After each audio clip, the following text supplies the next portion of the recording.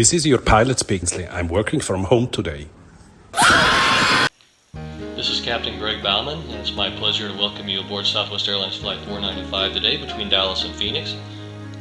I've been with Southwest for 36 years, 3 months, and 23 days, but who's counting? I'm only mentioning it because today's flight will be my final flight and will mark the end of what has been an incredible ride for me at Southwest Airlines. Before we push back from the gate, I'd like to share a little trivia with those of you old enough to remember some of the highlights from 1984. The number one song on the Billboard Top 40 the day I got hired was Against All Odds by Phil Collins, which spent 3 weeks at the top of the charts.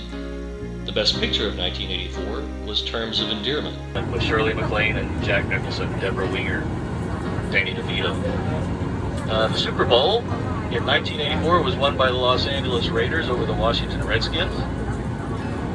And the sport that I follow is motocross. The 1984 motocross champion was Ricky Johnson. The 1984 Supercross champion was Johnny O'Mara. When I got hired on April 27, 1984, Southwest operated 46 Boeing 737s and 6 leased 727s. I was hired for the position of flight engineer on the 727 at the tender age of 24. Since those aircraft were all leased and the 737s didn't require a flight engineer, I was actually hired as a temporary employee. I was told that my services wouldn't be needed in 2 years once those leases expired.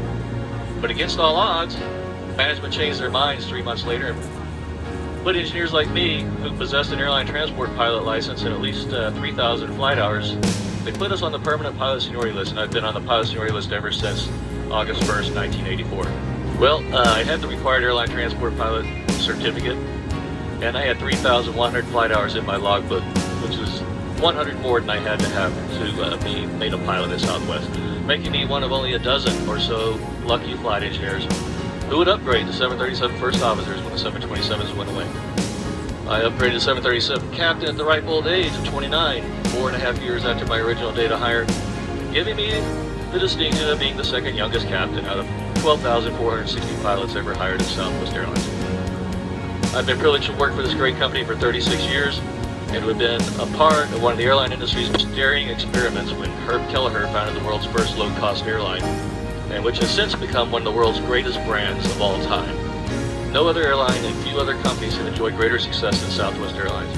Against all odds, as I embark on what will be my final flight, and despite the pandemic, Southwest Airlines today is the largest airline, the strongest balance sheet in the entire world. After today's flight, I will have logged over 28,500 hours as a flight deck officer at Southwest Airlines.